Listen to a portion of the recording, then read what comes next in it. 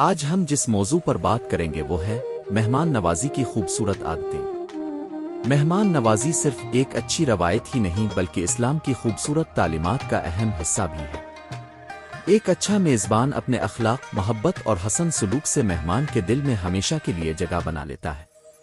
آئیے جانتے ہیں کہ مہمان کی آمد پر ہمیں کون سی خوبصورت عادتیں اپنانی چاہئیں اور ان کے کیا مثبت اثرات ہوتے ہیں۔ سب سے پہلی عادت ہے مسکرا کر ملنا۔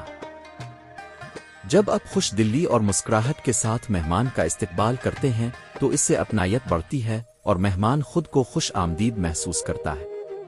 دوسری عادت ہے سلام کرنا۔ اسلام میں سلام محبت، امن اور بھائی چارے کی علامت ہے۔ ایک خلوص بھرا سلام دلوں کو قریب کر دیتا ہے اور محبت میں اضافہ کرتا ہے۔ تیسری عادت عزت سے بٹھانا ہے۔ مہمان کو مناسب اور آرام دہ جگہ دینا اس کے احترام کی نشانی ہے۔ اس سے مہمان خوش ہوتا ہے اور اسے اپنی عزت کا احساس ہوتا ہے۔ چوتھی عادت پانی پیش کرنا ہے۔ مہمان کی آمد پر سب سے پہلے پانی مشروب پیش کرنا ہماری اچھی تہذیب اور اخلاق کا حصہ ہے، جس سے مہمان کو اپناپن محسوس ہوتا ہے۔ پانچویں عادت نرم گفتگو کرنا ہے۔ ہمیشہ محبت، ادب اور نرمی سے بات کریں۔ نرم لہجہ گھر کے ماحول کو خوشگوار بنا دیتا ہے اور ہر دل کو خوش کر دیتا ہے۔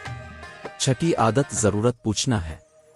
مہمان سے پوچھیں کہ انہیں کسی چیز کی ضرورت تو نہیں۔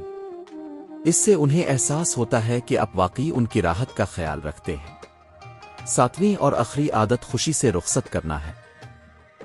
جب مہمان واپس جائیں تو انہیں محبت بھرے انداز میں رخصت کریں، اچھی دعاؤں کے ساتھ الوداع کہیں۔ یہی رویہ ہمیشہ اچھی یادیں چھوڑ جاتا ہے۔ پیارے ناظرین، یاد رکھیں مہمان نوازی صرف کھانے پینے کا نام نہیں بلکہ اچھے اخلاق، محبت، عزت اور خلوص کا نام ہے۔ نبی کریم نے بھی مہمان کی عزت و تکریم کی بہت تاکید فرمائی ہے۔ اگر ہم ان خوبصورت عادتوں کو اپنی زندگی کا حصہ بنا لیں تو ہمارے گھروں میں محبت، برکت اور خوشیاں بڑھ جائیں گی۔ اگر آپ کو یہ معلومات پسند آئیں تو ویڈیو کو لائک کریں، شیئر کریں اور ہمارے چینل کو سبسکرائب کرنا نہ بھولیں۔ اللہ حافظ۔